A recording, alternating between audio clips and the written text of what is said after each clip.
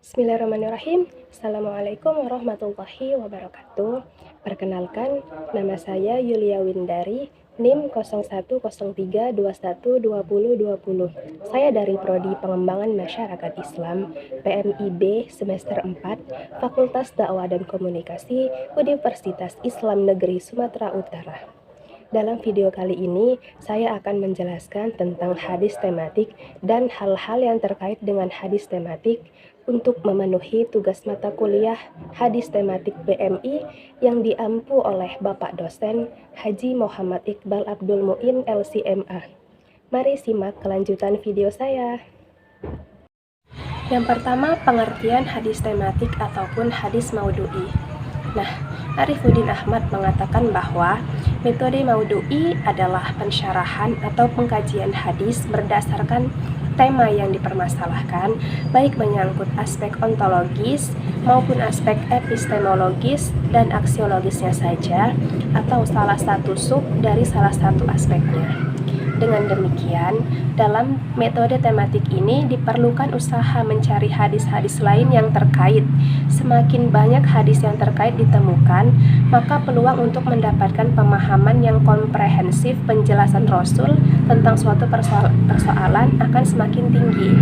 Jadi kesimpulannya, hadis tematik atau juga bisa dikatakan sebagai hadis maudhu'i adalah hadis yang berkaitan dengan satu topik ataupun tema atau pembahasan ataupun satu tujuan yang akan dikaji permasalahannya.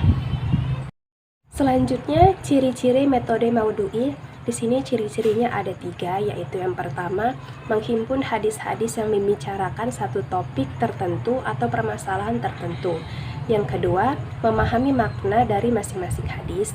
Dan yang ketiga, memahami hadis secara komprehensif dengan menggunakan pendekatan tematik. Unsur-unsur metode tematik. Di sini unsur-unsurnya ada 4, yaitu yang pertama, menentukan topik atau judul yang akan dikaji.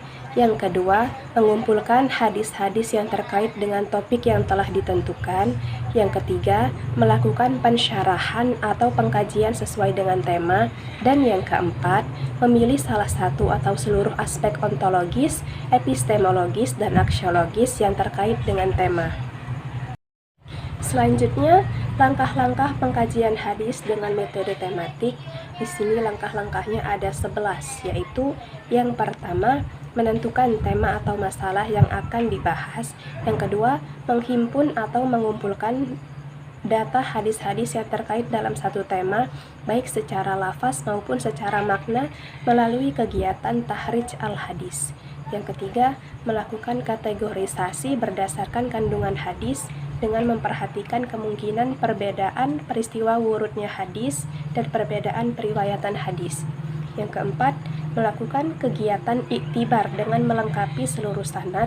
Dan yang kelima, melakukan penelitian sanad yang meliputi penelitian kualitas pribadi perawi, kapasitas intelektualnya, dan metode periwayatan yang digunakan. Yang keenam, melakukan penelitian matan yang meliputi kemungkinan adanya ilat ataupun cacat dan syadz ataupun kejanggalan.